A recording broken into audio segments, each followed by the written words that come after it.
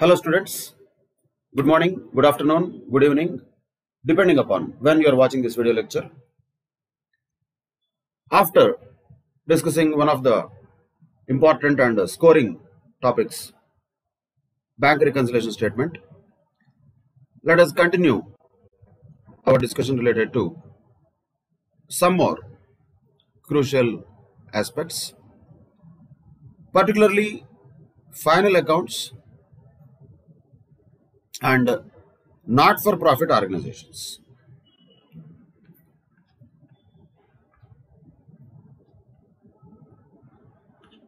So these two topics will give us at least 15, sometimes even 20 or 25 marks also. So a very scoring area once again.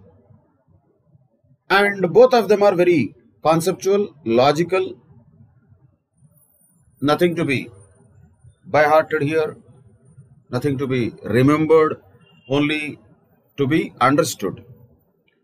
So let us discuss these topics so that the objective is to obtain better score from the questions of these topics. Before going to the problem solving part, some of the things we definitely need to be very clear conceptually. Of course, the entire process of accounting, the subject of accounting is depending upon debit and credit concepts. So, this debit and credit rules have to be known to every accountancy student. But the application of these concepts we will encounter at different places. And final accounts as well as not-for-profit organizations related questions are not an exception to that. So what is the application and what are the implications of the core concepts of debit and credit? First of all, these aspects of debit and credit can be useful at a entry level, means a journal entry level, which is basically bookkeeping type of situation. There usually after all there will be a journal entry, and naturally in any journal entry the debit amount should be equal to the credit amount. We know that. But this is a transactional level. So entry level or transactional level knowledge of debit and credit. But the point is, this knowledge will not stop there only. It will be useful at later stages also. So from the entry level journal entries, that is, the same things go to ledgers. Again, debit and credit will be there in the ledgers, and as a resultant of the ledgers there will be some balances. As I told already earlier, I am reminding you, we should be very clear about the word debit and credit, in which context we are using it. If I say some account is debited, let us say cash sales happened as an example. So we say cash account debtor to sales account. Cash sales happened. So what did we do here is we debited cash account and credited sales account. So the words debited and credited are used here as a verb. That's an action. Same way, if these are posted into a ledger, then also we use the same word, debited or credited. If any amount is posted on the debit side, we say so and so account, whatever that account may be, is debited. If on the contrary, the same thing is posted on the credit side of a ledger, we say that account is credited. So here also we are using these two words as verbs. But when there is a balance that is emerging out of a ledger, that will be a debit balance or credit balance. So here we are not using the word debit and credit as verbs. These are nouns here. Debit balance or credit balance. So that balance is a resultant of a ledger, which is the outcome of a ledger. When can we say a ledger is having a debit balance? When the final resultant figure or balancing figure in the ledger appears this side. So if the balancing figure is appearing on the credit side, that means that account is having a debit balance. Why is that? Because once this is on the credit side, we will call it as by balance brought down, but that will go to the next period as to balance carried down. So this to balance carried down is the real balance. This is only an activity which is just done for the purpose of balancing this account. But what is the resultant of that activity? A balance will emerge. Final balance will emerge. When do we say it is a debit balance? When this resultant amount, which is a to balance brought down, that will be on the debit side. Then it is debit balance. So here, by balance carried down is not the balance, or it will not indicate the nature of the balance. What will indicate? The balance which is brought down will indicate the nature of the balance. In this case, that balance is on the debit side, so this is a debit balance. On the contrary, sometimes it may be so that after closing an account, the resultant, which is a carried down balance, might be on the debit side, which automatically means the brought down balance will be on the credit side. That means this is a credit balance. So these are basic things we all should know, and we should be very, very clear about these things. There should not be any confusion. So debiting, crediting in a journal entry is different. Debiting, crediting in a ledger is different. That is called posting. Having a debit balance or credit balance is different. So having a debit balance or credit balance will happen after the ledgers are already totaled and balanced. That is the resultant outcome of the ledgers. So obviously, there are only two possibilities. One is debit balance, second one is credit balance. There is no third possibility at all. Only what we have to do is to treat them only, nothing else. So various ledgers may have balances which are shown as debit balances or credit balances. All that we need to do is we need to treat these balances in the final accounts. So what are final accounts? Of course, in some cases there can be a manufacturing account also if the business is a production based company, or in general if it is a trading business, what we will have is only a trading and profit and loss account and balance sheet. These are final accounts. Trading account and profit and loss account, then balance sheet. So some portion of this trading and profit and loss account is related to the trading, some portion of that is related to the P&L account, but both of them generally we show as a continuation of each other. That is trading and profit and loss account. And balance sheet is also part of the final accounts, though balance sheet is not an account, it is just a statement. Balance sheet cannot be called as an account, it is a statement. Just like trial balance is not an account, trial balance is also a statement on a particular date. So balance sheet, trial balance, bank reconciliation statement, all of them are statements on a particular date. What about the trading and profit and loss account? It is not a statement, it is an account itself.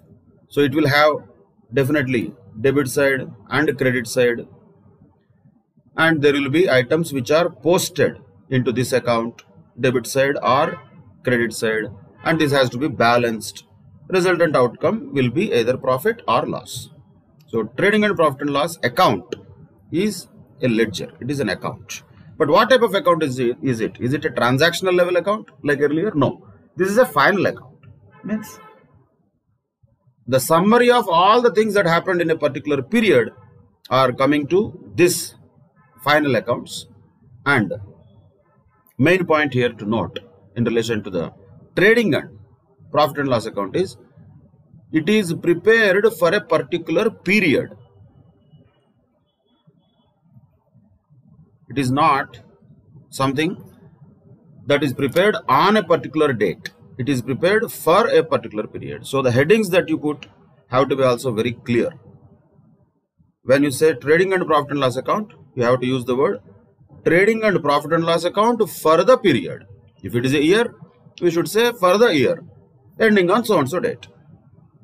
But that does not mean it is prepared as on that date. It is prepared for the period ending as on that date. So this is not a position statement. It is a periodical account. Generally, most of the cases, that period will be 1 year. No rule, but generally, yes, that will be a year. So for a particular year, we will prepare the trading and profit and loss account, and the resultant of that will tell us whether the business has earned profit or loss in that particular year. That is the purpose of trading and profit and loss account. But what about balance sheet? Balance sheet is something, as we already discussed, it is a statement. It is not an account. It will not have debit balance, credit balance. It will have assets and liabilities. Of course, capital and liabilities. Asset side is there on the right side. In India, we usually do that. Of course, in some countries, it will be reverse. That's okay. We will just follow Indian model. So asset side and capital and liability side, two sides are there. So definitely the total of them should match. That should tally. That's what is a balance sheet. So what is balance sheet? It is not related to a period. It is related to a statement on a particular date. So we always should say in the heading, don't use acronyms. You have to write full words. Balance sheet as on whatever date it is. So P&L account and trading account is a account for a period. Balance sheet is a statement as on a particular date. That difference we have to be very clear. Also, what is the purpose of the P&L account? Trading and P&L account. Whenever you say P&L account, we have to understand we are talking about both trading and profit and loss account. Purpose of that is to know the financial performance of the business.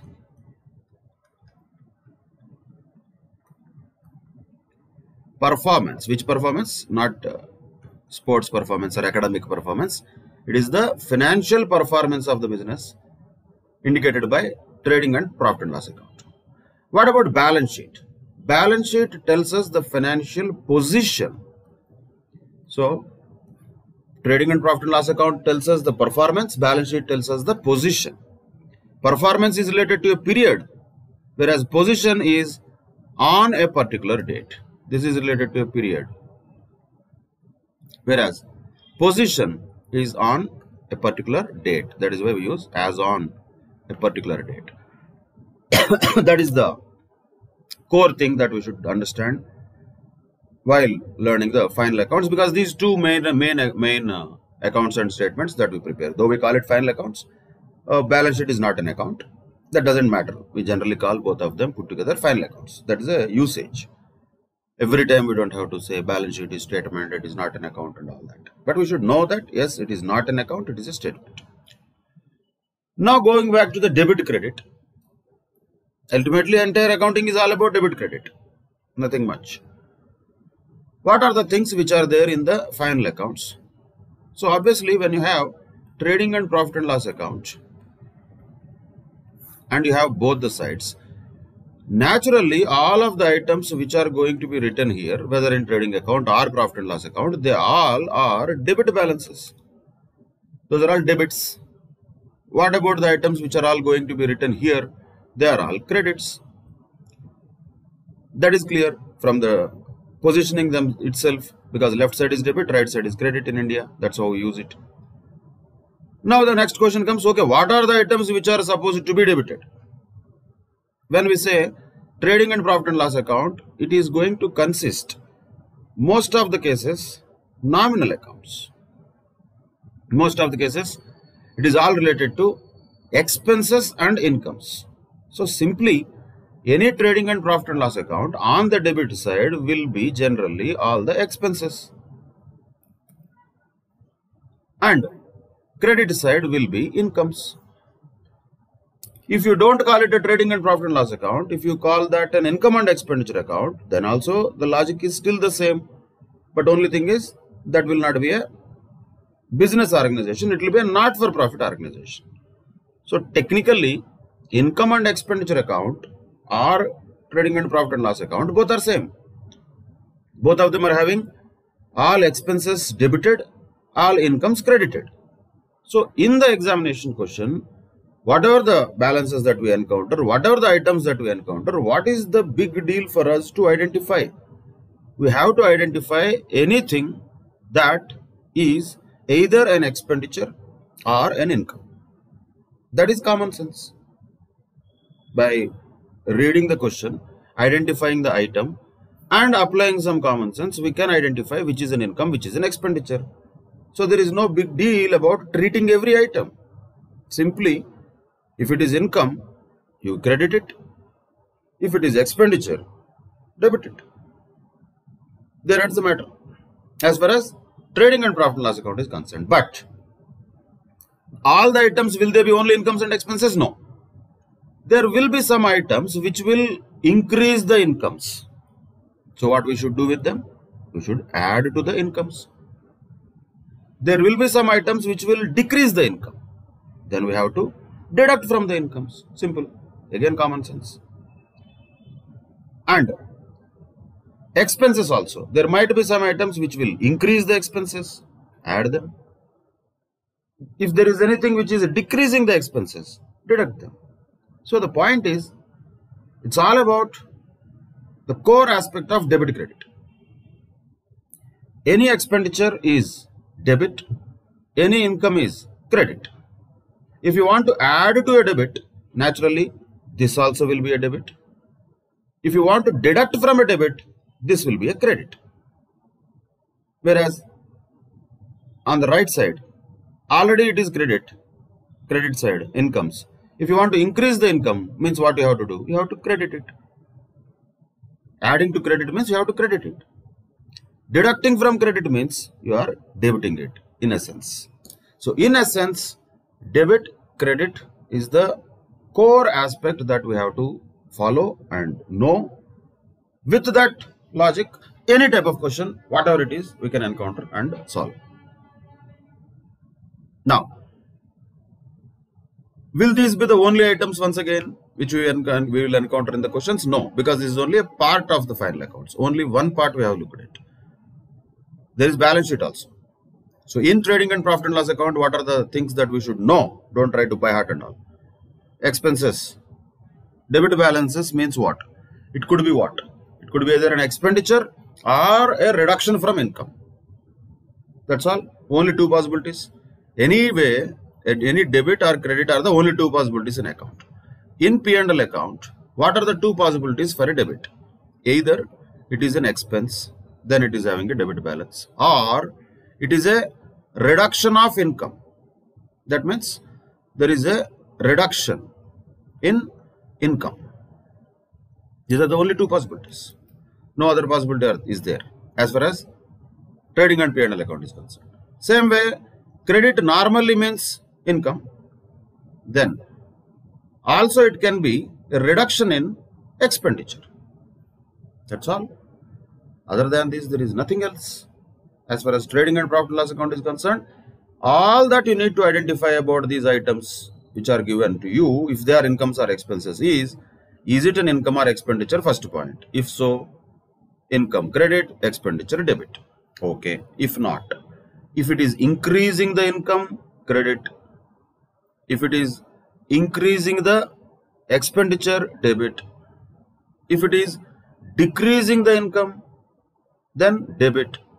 If it is decreasing the expenditure, then credit. So what all can happen here is only that. So expenditure, increase in expenditure. Income, increase in income. Both will be having same sides. Opposite side will be what? A reduction. So if we understand this logic, most of the items we should be able to easily treat them, because ultimately there is only one choice that we have to make, either debit or credit. One of them only we'll have to do. That is trading and profit and loss account, or income and expenditure account also for that matter. Now comes balance sheet. Balance sheet is a statement, of course, where there are assets and liabilities. Of course, capital also will be there on the liability side of the balance sheet. So what can be the point here to be noted? Various balances will be given. All that we need to do is we have to identify whether something is an asset or a liability. Now how this is linked to the debit credit? Assets are debit balances. Liabilities are credit balances. That's all. So if you identify something which is a debit balance and is an asset, you will post it and you will put it on the asset side of the balance sheet. If there is something which is a credit balance which is a liability, you will put it on the liability side of the balance sheet. Of course, here also there can be an increase to the assets or decrease to the assets. Naturally, increase to the assets means same side, that is also debit balance, that is debiting. That's the essence of it. We are not doing any debit credit in the balance sheet as it is. But what is the inherent debit nature of that, credit nature of that? If you keep that always in mind, never in accountancy you will do anything wrong. Always debit credit, if it is in back of the mind, everything will be correct only. Because an asset can be only debit balance. An increase in asset can be only having a debit impact.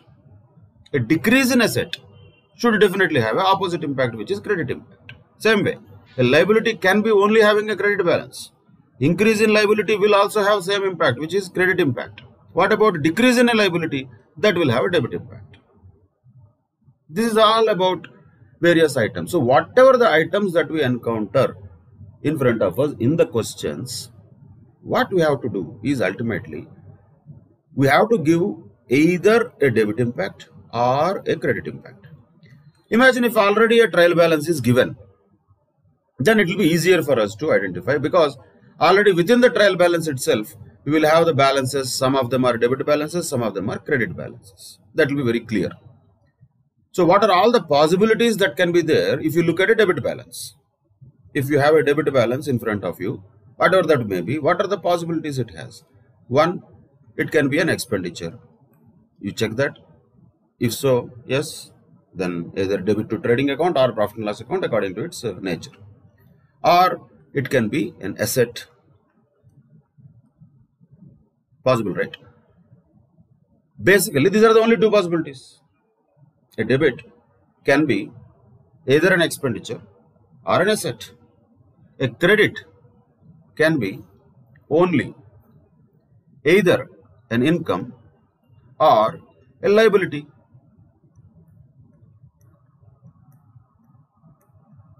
Liability here we can include capital also.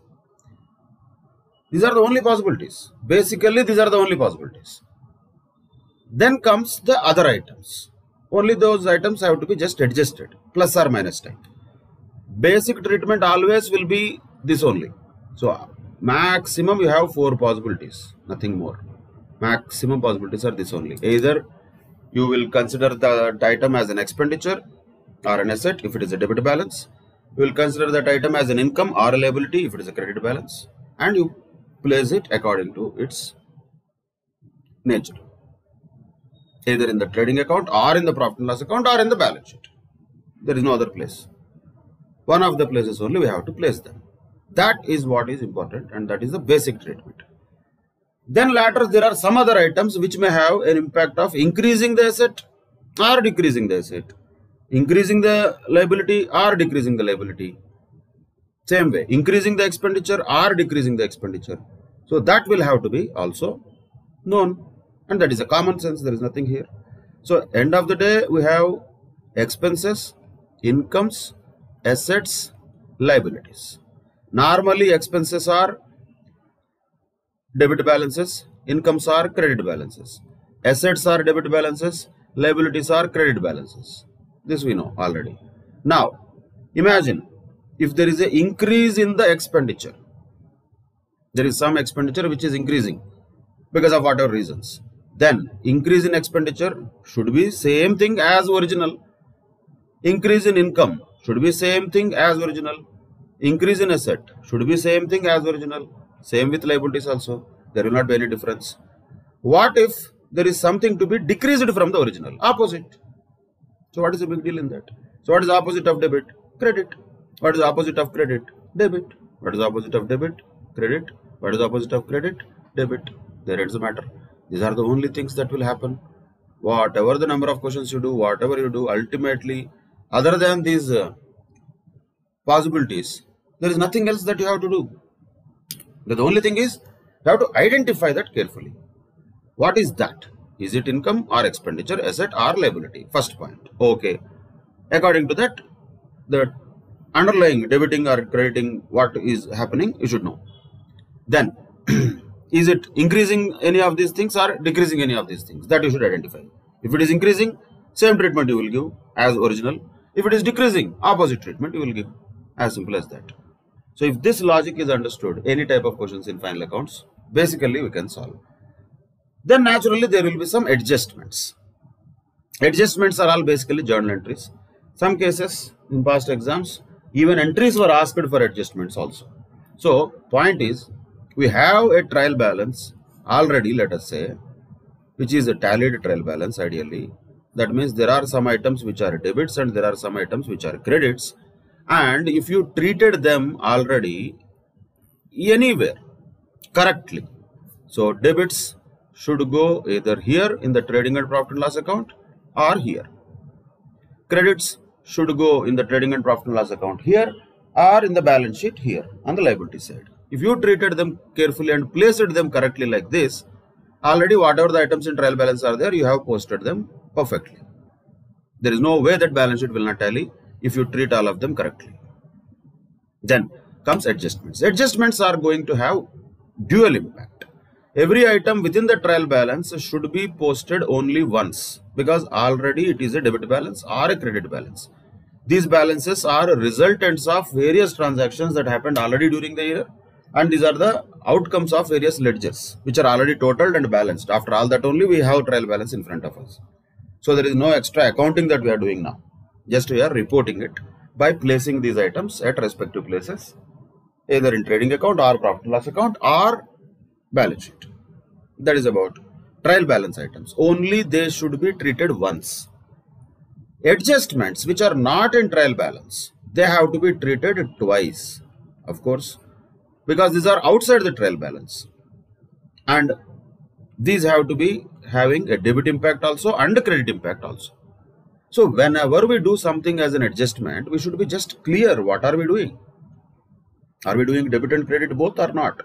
Just like that, if an adjustment is there, I will add there, I will deduct here. This is a problem. Once again, most of the times people will remember things. Add there, deduct here. No, there is nothing to add or deduct, nothing to remember there. It's all about debit credit. Everything is about debit credit. But point is, you have to make sure you are doing the double entry there, and both debit impact and credit impact you are giving correctly. So for example, let us say if there is any adjustment, something like, let us say outstanding expenses, example. Outstanding expenses is an adjustment. Expenses which are not yet paid. Because they are not yet paid, they are not yet recorded in the cash book because we did not pay them, outstanding still. So first of all, these are expenses. Because we follow accrual system of accounting, whether they are paid or not, they are expenses. So what are the expenses which are paid already, they would have been already debited to the P&L account.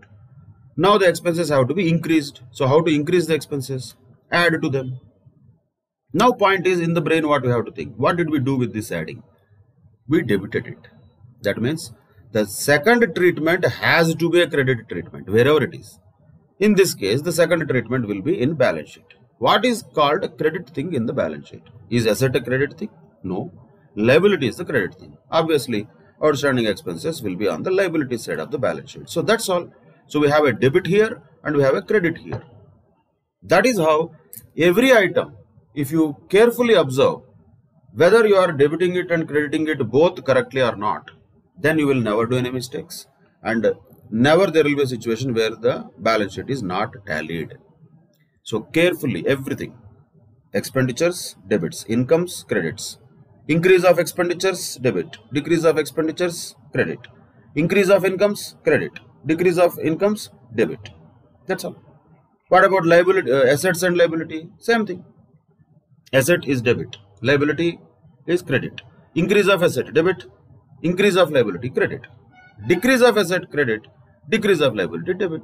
If we know this, every item, whatever adjustment that we do, we have to keep in mind, are we doing both debit and credit impact? We are not doing any actual debiting and crediting activity there, but the impact is debit impact or credit impact, only two possibilities. So if you mechanically solve the questions with plus and minus, add deduct attitude, it will be wrong. You have to always think about debit credit attitude. An accountant or accountancy students should always think of debit credit mindset. Plus minus is the biggest danger. The same mistake people do in BRS also. Always they are interested in knowing add deduct, add deduct. Who cares? That doesn't matter. Whatever it is, we just have to go with the logic. Same way, for final accounts also, there is nothing to remember. Add, deduct. For adjustments particularly, people try to remember and add there, deduct here, add there. All these things should not be remembered. It's all about a logical treatment. Why you are adding somewhere? What is the reason for that? Okay, when you add it there, what is the treatment that you gave? Which aspect of the treatment you treated already? That we should know. That should be always there. That should happen automatically while solving the questions. Back of the mind in a split second. It will not take minutes and minutes together to identify something as debit and credit. In split second, we have to keep in mind, yes, if I did this, that means I debited it. I gave the impact of debit. On the contrary, if I do something else, okay, same way. Because every entry, every adjustment is an entry. If you did already debit, you have to give a credit treatment only. But by mistake, if you do another debit treatment, then it will be wrong. Then the balance sheet will not tally. So that is why the mindset of debit credit is always important. And if that mindset is used in solving the questions, final accounts, even not-for-profit organizations type of questions can be very, very easily solved. And we will solve some of these questions related to final accounts as well as not-for-profit organizations in the upcoming classes. But to demonstrate the concepts that we have learned just now, let us solve one of the questions given in RTPs related to final accounts. This is a typical final accounts question wherein a trial balance will be given, which should be ideally a tallied trial balance, and some adjustments are given. What will be required is to prepare trading and profit and loss account for the year ended whatever date and balance sheet as on that date. So while you encounter such questions, generally what you should do is you should not even go through any of these items within the trial balance. Not required. Anyway, we have to treat them, right? We will come to them. First, you have to go to the adjustments. See that what are all the adjustments which will be required to be made to the original postings. One by one, we have to know what is that and what could be the treatment of that. Very quickly, we should come to that conclusion. Actual treatment will happen later, but we should know where this will be treated. Point number 1 says, included amongst the debtors 6,000 rupees due from Rahul, and included among the creditors 2,000 due to him. Same person, he has to pay us 6,000, we have to pay him 2,000.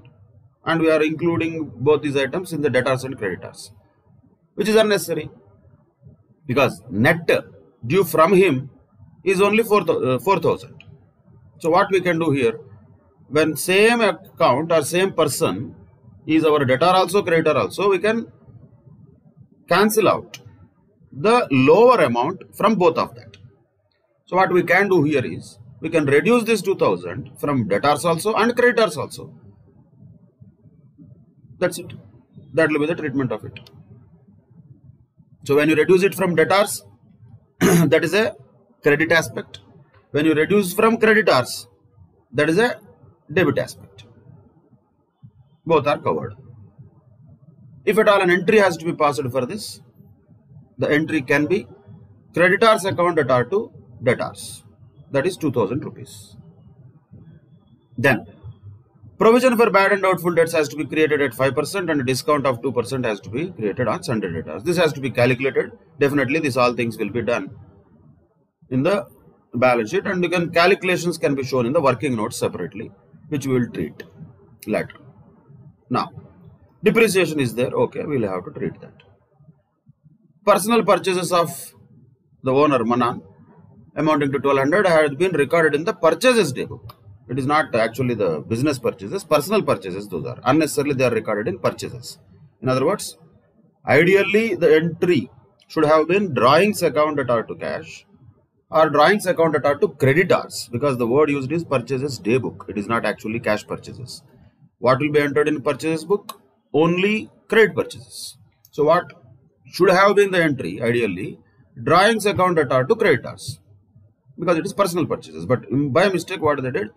They entered purchase account debtor to creditors. What we have to do now? Definitely we have to change that. So here purchases has to be reduced by 1200. Purchases has to be reduced by 1200 and creditors also has to be reduced by 1200. It should not come into the books of accounts actually at all, because no amount is paid actually. We cannot call that a business creditors. We have to know the separate entity concept. Business is different from proprietor. So just what you have to do to rectify the original thing, reverse that. What can be the reversal entry, rectification entry? What wrong entry was passed earlier? Purchase account debtor to creditors. Now, creditors account debtor to purchases. That will cancel out everything. No drawings separately, because nothing is actually drawn from the business. It was a mistake which should not even come into our books. It came. Now we eliminated it from our books. It is outside the books. So that is fourth point. Interest on bank loan shall be provided for whole year, means we have to calculate that interest on loan, and some amount of printing and stationery expenses has to be carried forward to the next year, means they are not related to this year. We can say as good as prepaid expenses which are related to next year, we paid them now itself. So a quarter means 1/4 of the printing and stationery expenses should be considered as prepaid expenses. Then one more thing is like a credit purchase invoice amounting to 800 had been omitted from the books. It was unnecessarily or by mistake not at all recorded. Now we have to record that. Credit purchase invoice means definitely purchases have to be increased, creditors has to be also increased. So both have to be increased. In the sense, new entry if at all you have to pass, it's a fresh entry because it was not at all recorded. Now we can record it as an entry if entries are asked, though here entries are not asked. Only for understanding we should know the entries. So entry will be what? Purchase account debtor to creditors. Then closing stock is given. These are the adjustments. So where the major adjustments are there, those things we have to just have an idea before starting the answer of question.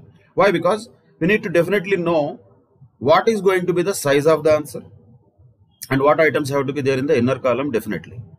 So debtors creditors is one adjustment. Provision for bad debts is there, which has to be anyway adjusted to debtors only finally. Depreciation is there, and purchases definitely is having a lot of adjustments because there is one invoice which was missing also. There is one purchase, personal purchases unnecessarily recorded also. Those things all having a lot of adjustments. Means purchases has a lot of adjustments. So that has to be definitely in inner column. Printing and stationery has to be in inner column. Interest has to be in inner column. So these are definitely the things which have to be in the inner column, and calculations have to be done on the other things like depreciation, provision for bad debts. They can be shown separately also outside the actual answer as working notes. So these are adjustments. So in any question, first you should have a look at the adjustments so that you have an idea of which items to be in the inner column and which can be directly posted to outer column. so that you don't waste time in duplicating them again and again. If you have a doubt, put it in inner column, no problem. That's okay. So that helps in having an idea about these things. Now, coming to the trial balance, as I told already, every item is either a debit balance or a credit balance, and each item has only one treatment, only one, where either in the trading account or in profit and loss account or in balance sheet. What this item can be, any item can be, only it can be an expenditure or an income or an asset or a liability. That's all, nothing else. Of course, opening stock is a different story. That is a balance, starting point of trading account. So other than that, every item, correct placement is important for us to identify, right? Now, in order to solve this question, instead of writing it, let us take Excel as a tool.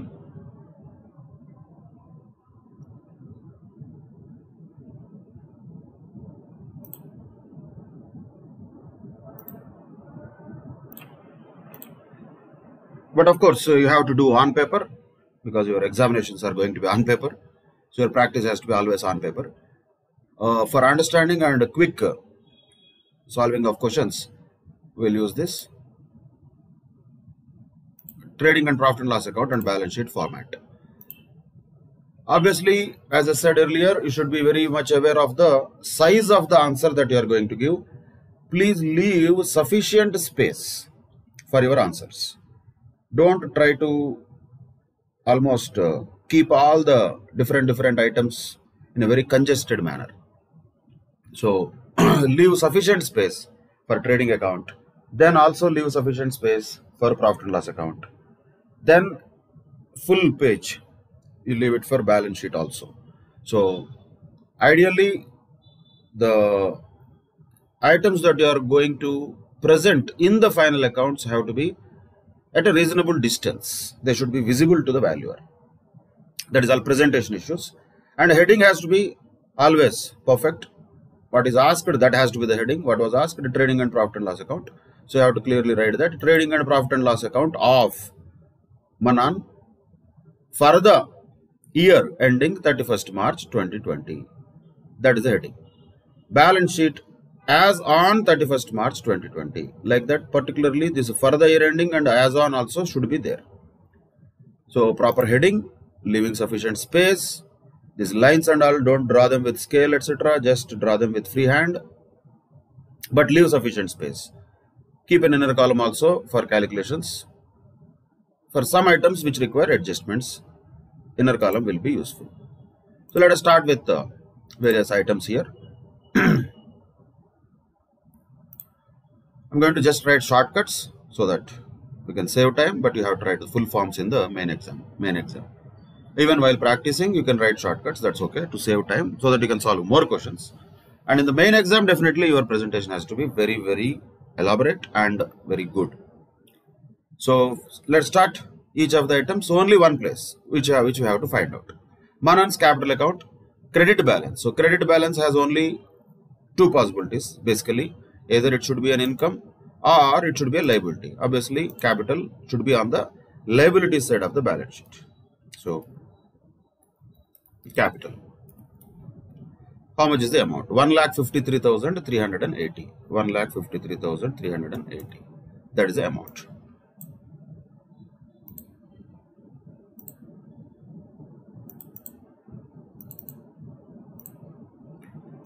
Let us put it in inner column because definitely there will be some adjustments. At least definitely the profit or loss has to be added or deducted. So it will be in the inner column only for some time. 153,380 done. Next. Each item, once you do, make sure that you mark it, because if you do that, you will not miss any items. Then second one, opening stock. Stock as on 1st April 2019 means opening stock 93,600. So opening stock should be the starting point of trading account. Opening stock, that can be entered in the outer column 93,600.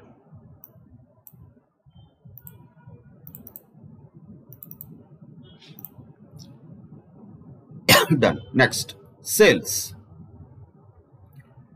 7,79,200. So sales is a income. It is on the credit side of the profit and loss account. It should be. So buy sales, of course, all of them should have to, buy, etc. So that is automatic. So sales, buy sales, it should be 7,79,200. There are no adjustments much to the sales. Maybe if there are returns, etc., we may have to do some adjustments. So let us put it in inner column first. We'll see if there are any adjustments. We'll do that. Otherwise, we'll take the same thing to outer column. No problem. So that is one more item. Sales 7,79,200. Done. Then comes returns inward. Returns inward means sales returns only. So just now we talked about it and it is there. Sales returns. So sales, if it is a credit balance, sales returns should be debit. That will be minus 17,200. That is sales returns. That should be reduced from sales. That is done. Returns inward. They are coming inward. When they will come inward? When they originally went outward. When they originally went outward, that was sales. So returns inward is nothing but sales returns. Then comes purchases. Definitely inner column. 2 purchases.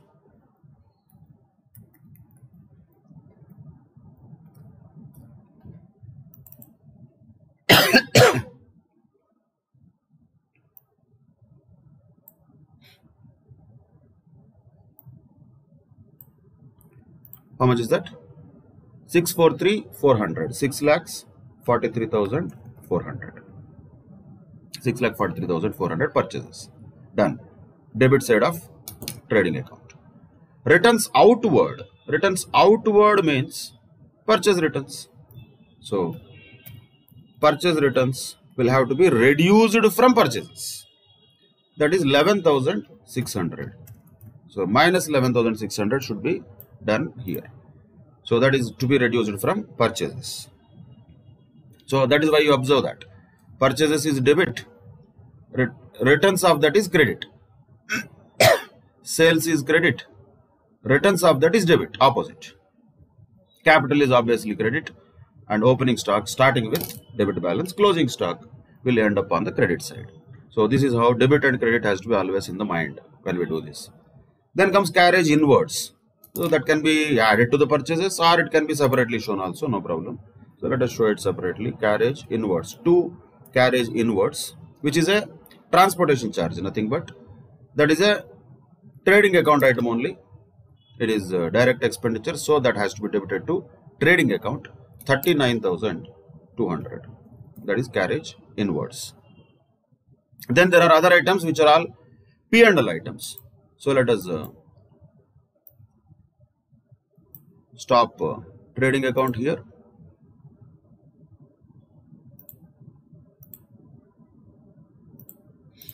Then whatever it is going to be P&L account. So let us take them one by one. Rent and taxes 9,400. Debit balance. See, when it is a debit balance, obviously it is an expenditure. Carriage inwards is an expenditure. That is why we debited. Trading account. Rent and taxes is expenditure. Expenditure has to be debited. So rent and taxes. There are no adjustments, so we can directly take it to outer column. 9,400. Then salaries and wages. There is no adjustments here also. 18,600 salaries and wages. That right, full forms, that too with the to and by. Debit balance means it is also an expenditure. Debtors. Debtors is an asset. It is also debit balance, but it is not an expenditure. It is an asset. So debtors, where it should go? It should go to balance sheet. Of course, it has a lot of adjustments. So debtors, show it in the inner column. How much is that? 48,000.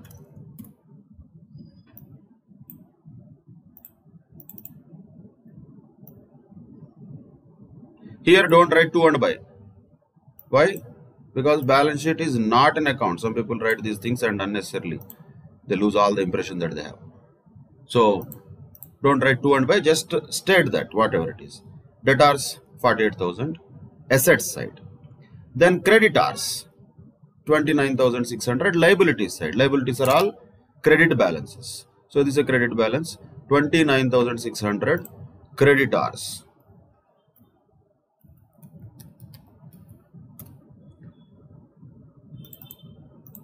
There are adjustments here also, so let us just put it in inner column.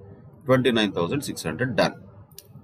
Then comes a bank loan at the rate of 14% per annum, that is 40,000 rupees. First of all, while dealing with 40,000, don't look at that 14%. That will come to it later.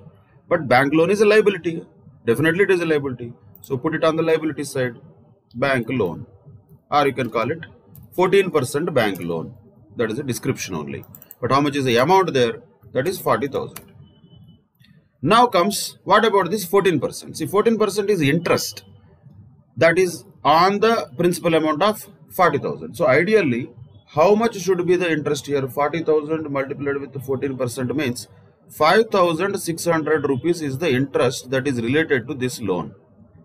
But we will see in the trial balance only 2,200 is given as debit balance. That means they did not record 5,600. They recorded only 2,200.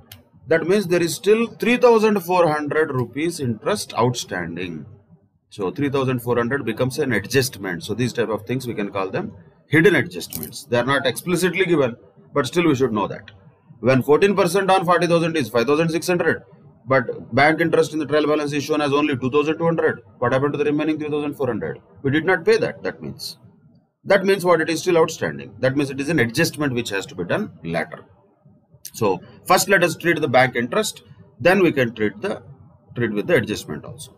So bank interest is an expenditure obviously. So let us call it bank interest. Keep it in inner column because there is an adjustment for it. 2,200. Now you can do it now itself or you can postpone it later. But if you are afraid that we will forget it, do it now itself. So bank interest 3,400 has to be added. So what is this? This is outstanding bank interest. 3,400. So now actually the interest which should go to the outer column is how much? That should be the total of these two, which is 5,600. That is the real interest for the full year. But this adjustment is to be dealt twice. Every adjustment has to be debited and credited already. We know that. So here what we did is debit aspect because we debited the P&L account. Added to the debit means it is debit only. So how to treat the credit? What is the credit aspect of this outstanding expenditure? Any outstanding expenditure is a liability. So when it is a liability, so definitely it should be on the liability side of the balance sheet. Outstanding bank interest. How much is the amount? We already calculated 3,400. That is the dual treatment for the 3,400. 2,200 needs to be treated only once. 3,400 has to be dealt twice. Because 2,200 is within the trial balance, 3,400 is not in the trial balance. We found out that and we are adjusting it. So when it is an adjustment, automatically it has to be dealt twice. That is the bank interest. That is also dealt with. Then comes printing and stationery expenses, which can be debited to the P&L account because it is also an expenditure. So printing and stationery. Let us keep it in inner column. Why? Because there is an adjustment to that, as we saw that already. 28,800 inner column. Debit means expenditure. So we debited to P&L account. Then bank balance 16,000 is an asset. That is cash at a bank or bank balance. That is an asset. So how much is that asset? That is 16,000 rupees. Post it on the asset side of the balance sheet. Because it is an asset, it is a debit balance. Then comes discount earned. Earned means it is an income. Because it is income, it is credit. So 8880, you can put it in the discount earned. Discount allowed is different. Discount received is different. When you have discount allowed, that will be an expenditure or loss which will be debited. But since this is discount received, earned or received, it is 8,880. That should be credited to the profit and loss account since it is an income. Now comes furniture and fittings. This is an asset. That is why it is debit balance. Asset. Where it should go? Definitely sorry, balance sheet it should go. There are to be depreciation to be provided, so definitely keep it in inner column. Furniture and fittings 10,000 rupees. Then discount allowed. Allowed is a expenditure, it's a loss for us, so debit side of P&L 3,600, discount allowed, that is 3,600. Done. Next, general expenses also is there. All these things can be just posted to the P&L account debit side because all of them are expenses. General expenses, insurance, postage and telegram, all three are expenses. All three to be posted to the debit side of P&L account. So what are those? One is general expenses, then insurance, then postage and telegram. In exam you have to write full words and directly take them to the outer column. There are no adjustments, so 22,900, 2,600, 4,660. These are three different expenses, all to be posted to the debit side of P&L. Then comes cash balance. Cash balance is an asset, that is why it is debit balance. Asset will go to balance sheet. So bank balance was there earlier. Now we have cash balance also. Cash at bank you can call it. Cash balance, whatever is given there in the question, you can use the same word, no problem, 760. Then there is traveling expenses 1740, which is also an expenditure. So naturally it has to be also debited to P&L account. So traveling expenses amount is 1740. Put it on the debit side of P&L because it is an expenditure. Then the last item in the trial balance is drawings, which is a debit balance. Drawings is a debit balance. Is it an expenditure? No, it is not. Is it a asset? No, it is not. So what has to be dealt? How it has to be dealt with? It has to be reduced from capital. Capital is a credit balance. Reduction from credit balance is debit. That is the treatment of this. So deduct drawings from capital. Amount is 60,000. That is going to be drawings. That's all. We treated all items within the trial balance. Once one hidden adjustment was there, that also we already dealt with. Now let us go on to the adjustments which are given at the end of the question. First point, 6,000 rupees is due from Rahul, 2,000 rupees is due to Rahul, which is lower is 2,000. That only has to be adjusted. That means 4,000 is still due from Rahul. That will continue to be there in debtors. We should not take out 6,000 from debtors. We have to take out only 2,000 from debtors, 2,000 from creditors. So simple. Take out 2,000 here. Also take out 2,000 here. But understand the debit aspect, credit aspect. Reducing from debtors is credit aspect. Reducing from creditors is debit aspect. So this is related to Rahul. We can call it due to Rahul. Here due, sorry, here it is due to Rahul, here it is due from Rahul. Both have to be reduced from debtors and creditors, 2,000. Lower of them has to be reduced. Next, second one is asking about a provision for bad and doubtful debts to be created at 5% and for discount at the rate of 2% on sundry debtors.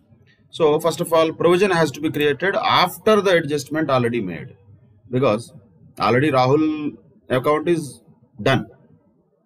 So what is the real debtors? Real debtors is not 48,000. Real debtors is only 46,000. So do these calculations in the inner column. Show them separately in the inner column.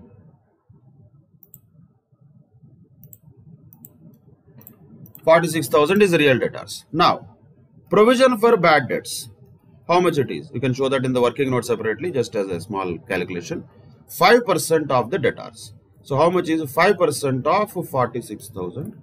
That is 2,300. Immediately, of course, this is something to be reduced from debtors. This is to be reduced from debtors. Debtors is debit balance. Reduction from debit balance means this is already a credit item. That means where the debit aspect should go, debit aspect should go to profit and loss account. So provision for bad debts, show that separately, 2,300, same amount.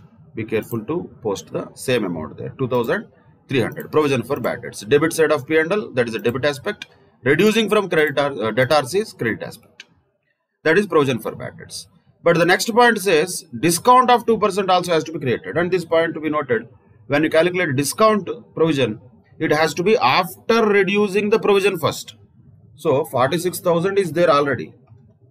On that 2,300, if you already reduce, remaining will be only 43,700.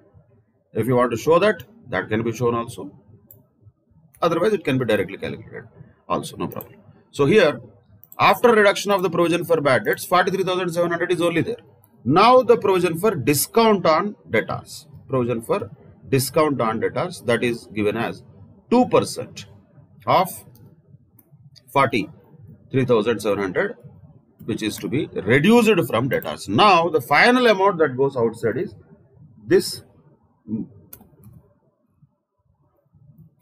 because already we have a minus here.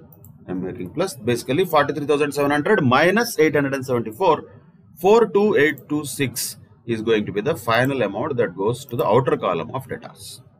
That's it. That is the debtors, 42,826. But don't forget to post this 874. 874 already what we did, reduced from debtors. Debtors normally debit balance. Reduction from debit means credit. So we already credited. Now we have to do debit where P&L account. So provision for discount on debtors, 874. Same amount should be posted there. Done. That adjustment is over. Next, depreciation on furniture and fittings, 10% shall be written off. See, we have the furniture and fittings already here. Simply all that we need to do is 10% of that has to be reduced. How much is 10% of 10,000? Obviously 1,000. So that should be reduced from furniture and fittings, which means how much will go to the outer column? 9,000 will go to the outer column. Furniture and fittings, outer column is only 9,000. But this 1,000 has to be treated again. Where? Again, obviously in the P&L account. Depreciation, 1,000. Debit side of P&L. Once again, reduction from the asset means this is credit aspect. Here, debit side of P&L means debit aspect. Both are to be done. Both are done. Next. So this is over, this is over, this is over. Now, personal purchases of Manan amounting to 1,200 had been recorded in purchases debit. So they would have created this entry called as purchases account debtor to creditors, which should not have been recorded at all. Why? Because that is personal purchase. It has nothing to do with business. And nothing is going out of business also, by the way. But they recorded an entry which is unnecessary. So what you have to do, reverse that. Means purchase also to be reduced and creditors also should be reduced.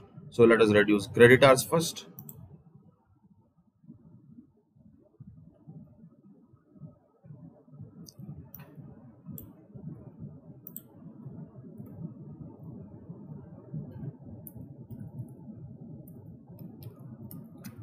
So from creditors, reduce personal purchases, you can call it. How much was that? Amount is 1,200. So minus 1,200. That has to be also reduced from creditors. Creditors is credit balance. Reduction from creditors means debit aspect we did already. Debit aspect we already did means we have to do credit aspect. What is that credit aspect? Reducing from purchases, because purchase is normally debit. So personal purchases has to be reduced from purchases. So reduce from purchases also, reduce from creditors also. That is the treatment for fourth point. Fifth point we already did, because bank loan interest we already provided for the whole year, which was 5,600. Though in the trial balance there was only 2,200, there is outstanding interest of 3,400, which we already adjusted. So no need to do it again. Then says a quarter of the amount of printing and stationery expenses to be carried forward to next year. Means basically it is prepaid expenses. It is not related to this year. It is related to next year. How much? 1/4 of the prepaid expenses. 1/4 of the printing and stationery. So 1/4 of that means how much? It will be 7,200. So reduce it from the printing and stationery. Why? Because it is not related to this year. When it is not related to this year, it cannot be in the P&L account. So reduction from debit means we already credited it. The way it should come again, there has to be a debit aspect. What is the debit aspect? If it is a prepaid expenditure, obviously that is an asset. That is an asset for us. And how much is that asset? Prepaid expenses 7,200. That is the asset. So asset side debit aspect, reducing from the expenditure is credit aspect. Both are dealt related to that adjustment. Next, credit purchase invoice amounting to 800 rupees had been omitted from the books, not at all recorded. Now let us record it. How? Credit purchase only, real purchase, that is 800 rupees to be added to the purchases. Omitted purchase we can call it, omitted credit purchase. That is 800 add to purchases means debit aspect is over. Credit aspect is what? Add to creditors, because they did not record it. Now we have to add to creditors. How much? Same amount, 800. Closing stock is 157,200. That is the last adjustment. This also should have both aspects. Of course, closing stock is an asset, so definitely it should be on the asset side of the balance sheet. That is there. How much? 157,200.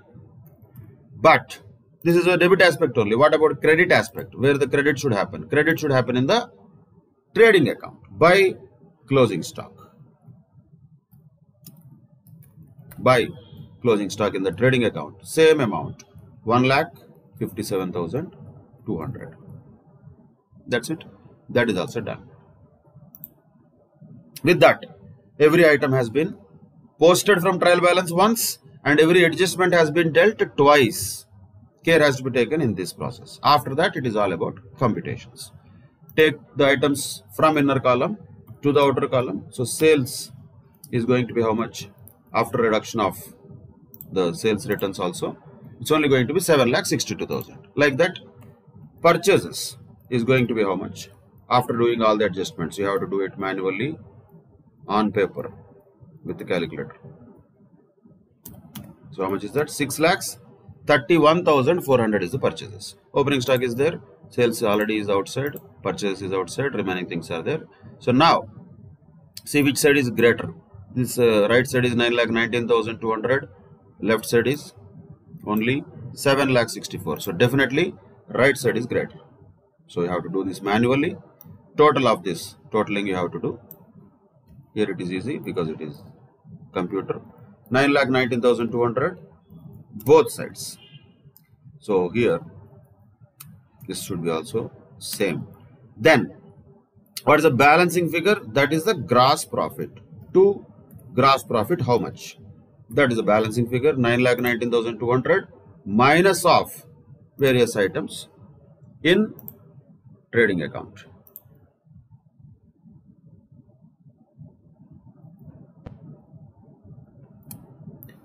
That is 1,55,000. 1,55,000 is what? Gross profit. Total is 9,19,200 of trading account.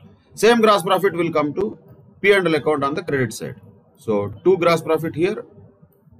Here it is by gross profit. That is same amount will come here, which is 1,55,000. Then again, total the items here on the both sides of P&L account. And before that, if any inner columns are there, take them out. Have you taken all of the inner columns outside? Yes. Which was interest is one of them, printing and stationery is one of them. Both of them have been taken out.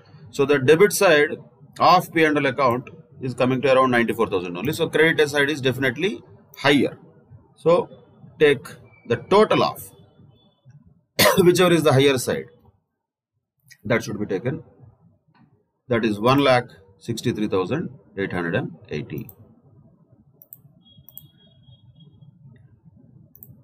Then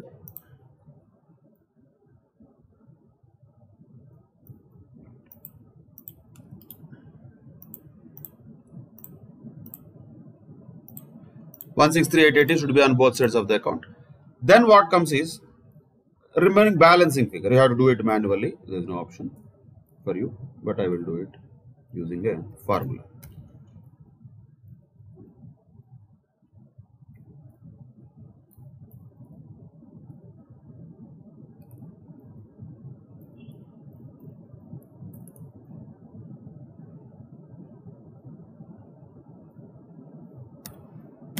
So the balancing figure looks like 69,006. Check the totals. 69,006 is the balancing figure. Total is 163,880. Correct. So what is the 69,006? naturally net profit. But where this should go? This net profit should go and it should be added to the capital. So add net profit from the P&L account to the capital. How much amount is that? Exactly 69,006. Now how much is the capital to the outer column? Do the adjustments. 1 minus 1 plus 162,386. That is capital which is going to outer column. Same way, creditors, bring it to the outer column. We have a lot of adjustments for that. Bring it to the outer column. 27,200. On the asset side, debtors, already we took it to the outer column. And other things are already outside. Furniture also we took it to the outer column. So all that we need to do is total the balance sheet. That's all. So total the asset side of the balance sheet.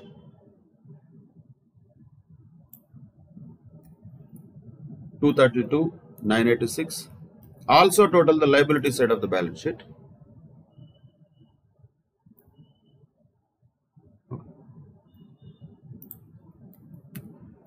$232,986. It should be same. Total them manually. 2,32,986 is the total of the balance sheet. Of course, it should tally. When it will tally?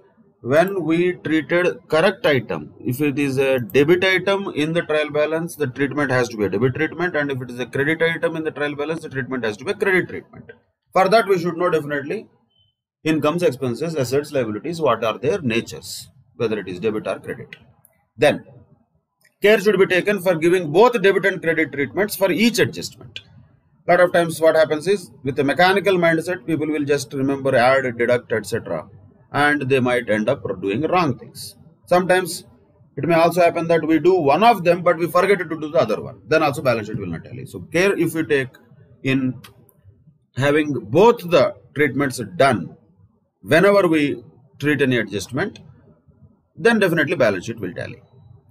Now I will tell one more tip also, because sometimes it may so happen that any one of the adjustments we may not be able to do.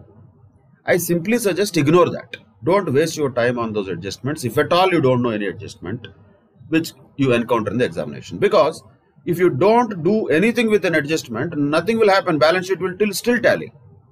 It may not be a correct answer. Of course, it will not be a correct answer. You will not get full marks. But at least you don't have to waste time on thinking about that for a long time and finally doing and messing it up. Rather than that, if you are completely unaware of some adjustment, nothing wrong in leaving it at all. Completely just leave it. Do the other things. If there are 8 adjustments in this case, let us say for worst case scenario, one adjustment you don't know how to treat that. Leave it. Do the remaining 7 only. You will get definitely proportionate marks. But don't waste time on unknown things. Known things have to be used well on the answer sheet to get score. That is a strategy for chartered accountants exams. Those people who waste time in thinking about unknown things will naturally end up losing, because they waste time and finally they say the time is not enough. So that smartness has to be shown.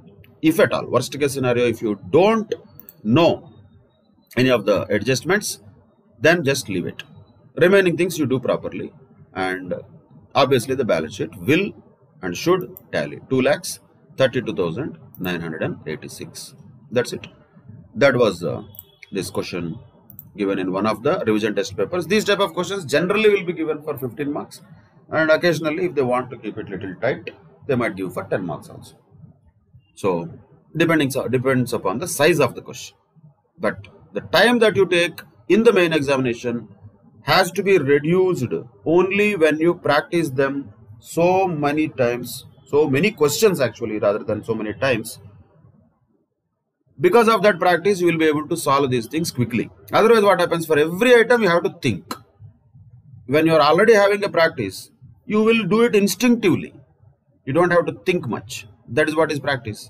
When you look at a cricket player, a seasoned cricket player, or for that matter any sports person, the way they play is instinctive. That just comes automatically to them. How does it come to them?